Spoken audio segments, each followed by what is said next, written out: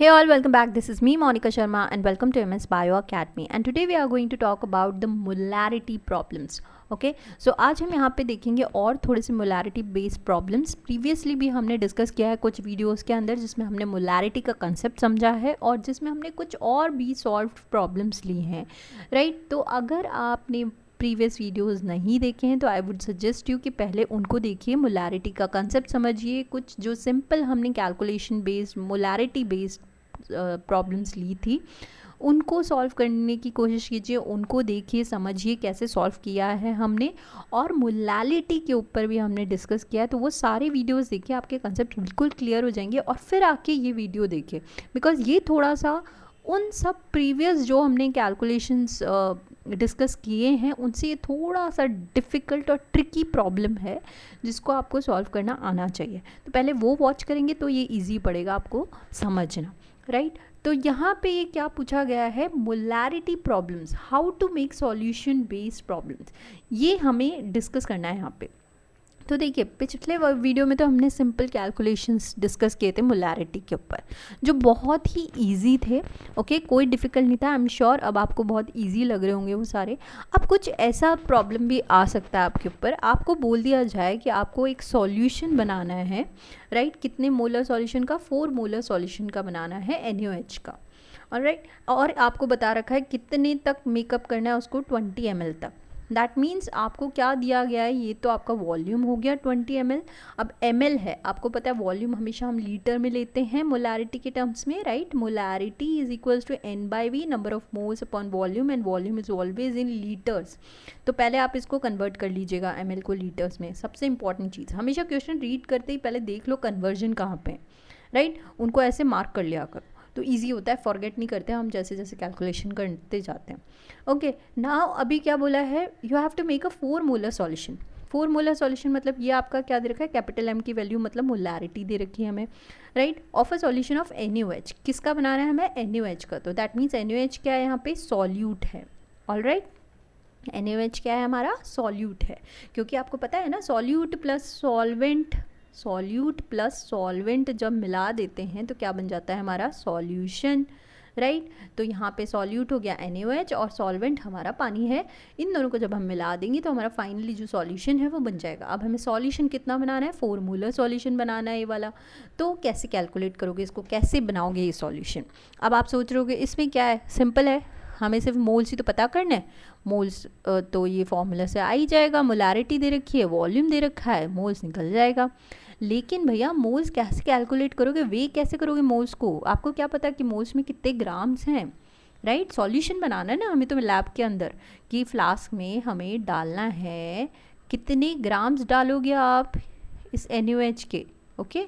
NaOH का जो powder form में है या लिक्विड फॉर्म में, उसी कितना ग्राम डालोगे आप इस NaOH का पाउडर्ड फॉर्म, तो वो तो पता करना पड़ेगा पहले, मोल्स नहीं पता चलेगा ना हमें. और मेकअप करना है आपको 20 ml तक, ठीक है. वो चलो ठीक है आप कर दोगे, ठीक है 20 ml तक कर दोगे आप, राइट. लेकिन पहले हमें ग्राम पता करना पड़ेगा. अब उसको कैसे पता करते हैं, तो पहले देखिए NaOH दे रखा है तो इस NaOH का पहले हमें मोलर मास निकालना पड़ेगा. क्या निकालना पड़ेगा, मोलर मास या मॉलिक्यूलर वेट. टोटल इसका जो मॉलिक्यूलर वेट है वो कैसे निकालोगे आप, एक एक एटम जो है इसमें क्या है, सोडियम है, ऑक्सीजन है और हाइड्रोजन है, इन सब के इंडिविजुअल मॉलिक्यूलर वेट को ऐड कर दो, ठीक है. क्या होता है इन सब का मॉलिक्यूलर वेट, कैसे पता करोगे इनका मॉलिक्यूलर वेट, ये देखिए ये पीरियोडिक टेबल दे रखी है आपके राइट हैंड साइड पे, ये काम आएगी आपके मॉलिक्यूलर वेट के पता करने के लिए. पीरियोडिक टेबल में आपको पता चल जाएगा कि सोडियम का क्या मॉलिक्यूलर वेट होता है, ठीक है, ऑक्सीजन का क्या होता है और हाइड्रोजन का क्या होता है. तो सोडियम का होता है 23, आप देखोगे जब उसके अंदर, अब इसका एक ही एटम है तो हम एक ही रखेंगे, राइट. सबके एक एक एटम है तो बहुत इजी हो गया. अगर मान लो आपका कुछ और होता है, इससे H2SO4 होता मान लो, तो आप क्या करते हैं, 2 हाइड्रोजन है तो क्या करोगे, 1 × 2 करना. ये चीज़ें याद रखना, जितने एटम्स हैं उतना मॉलिक्यूलर वेट भी तो बढ़ेगा ना, 2 टाइम्स हो जाएगा. ऐसे ही सल्फर का हो जाएगा, प्लस करके फिर सल्फर का ऐड कर दो, राइट. प्लस ऑक्सीजन का 4 है तो ऑक्सीजन के 4 में क्या करोगे, 4 × ऑक्सीजन का कितना होता है 16, तो 16 × 4, राइट. देन उनको सबको ऐड करना है तो आपको टोटल मॉलिक्यूलर वेट मिलेगा H2SO4 का. इसी तरीके से NaOH में तो क्योंकि अभी 1 एटम है तो कोई झंझट नहीं है, तो सिंपल 23 Na का हो गया सोडियम का, ऑक्सीजन का 16 होता है और हाइड्रोजन का 1 होता है.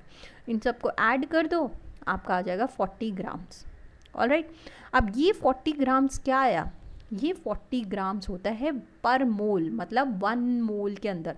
तो यहाँ लिख देते हैं 1 मोल NaOH contain how many grams, 40 grams. Alright, तो ये तो बहुत इंपॉर्टेंट चीज़ है जो हमारे पास आ गई, किससे, मॉलिक्यूलर वेट से। तो मोलर मास अगर आप टोटल पता कर लोगे अपने सॉल्यूट का, तो आपको पता चल जाएगा कि 1 मोल में कितने ग्राम्स हैं। अब ये पता चल गया, अब आप कैलकुलेट करो आपके कितने मोल्स आपको चाहिए इस सॉल्यूशन को बनाने में। तो वो हम इस फॉर्मूले से यूज़ कर लेंगे, राइट। आपको पता है molarity is equal to N/V, so that means N is equals to what, M multiply by V, right. So molarity हमें दे रखी है 4 मोलर, ऑलराइट, 4 मोलर सॉल्यूशन। इसको आप ऐसे भी लिख सकते हो moles per litre, right, multiply by what, volume. Volume कितना है आपका, 20 ml है, ओके, ml है। अब हमें पता है 1 litre is equal to 1000 ml, क्योंकि इसे हमें लीटर में कन्वर्ट करना है, हमेशा लीटर में ही कन्वर्ट होता है, राइट। तो 20 ml विल बी 20/1000 कर दो, तो 20/1000, राइट, ml हो जाएगा आपका। ml से ml कट गया, यहाँ पे आपका ये कट जाएगा, और ये आपका आ जाएगा फाइनल आंसर 0.08 मोल्स, राइट। सिर्फ मोल्स ही बचा ना आपका, तो ये आ गया आपका मोल्स, राइट। ये बाकी सब कट गया, ये लीटर में हो गया था तो ये कट गया आपका। अभी क्या बचा आपके, तो ये तो आ गए नंबर ऑफ मोल्स हमारे कितने प्रेजेंट होंगे। अब हमें पता करना है, अब मोल्स से थोड़ी ना आप ये मेजर कर सकते हो मोल्स कितने कितने डालने हैं NaOH का सॉल्यूशन बनाने के लिए, करेक्ट, नहीं पता कर सकते। हमें क्या पता करना है मोल्स से, बेसिकली इस मोल्स के अंदर, इतने मोल्स के अंदर कितना ग्राम प्रेजेंट है।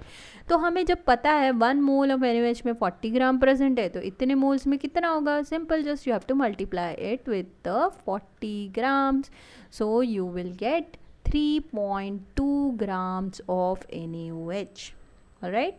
तो now you can make your solution. अभी हमें ग्राम्स पता लग गए हैं कि हमें फाइनली इतने 4 मोलर सॉल्यूशन बनाने के लिए कितना ग्राम्स ऑफ NaOH चाहिए, 3.2 ग्राम्स ऑफ NaOH लेंगे हम वे करके, ओके। और बाकी का जो फ्लास्क में 20 ml तक जो लेबल करा होगा, उसमें हम सिर्फ क्या कर देंगे, मेकअप कर देंगे उसको पूरा 20 ml तक पानी से। तो ये आपका सॉल्यूशन बन जाएगा। तो ये हो गया सिंपल कैलकुलेशन। ऐसे टाइप के अगर क्वेश्चन आ जाते हैं कि make a solution of this much molar solution, तो डरिएगा मत, सिंपल, जो भी आपको सॉल्यूट दिया गया उसका मॉलिक्यूलर मास निकालो, तो पर मोल आपको ग्राम मिल जाएगा। पर मोल मिल गया तो उसके बाद सारी तो आपको इन्फॉर्मेशन दी गई होगी कि कितने मोलर है, कितना वॉल्यूम है, उससे आप मोल्स निकाल लो उस सॉल्यूशन के अंदर जितने प्रेजेंट है। उस मोल से आप फाइनली कितने ग्राम्स प्रेजेंट हैं वो पता कर लोगे आप, और इजीली कैलकुलेट कर सकते हो। I hope this sounds to be very easy to you.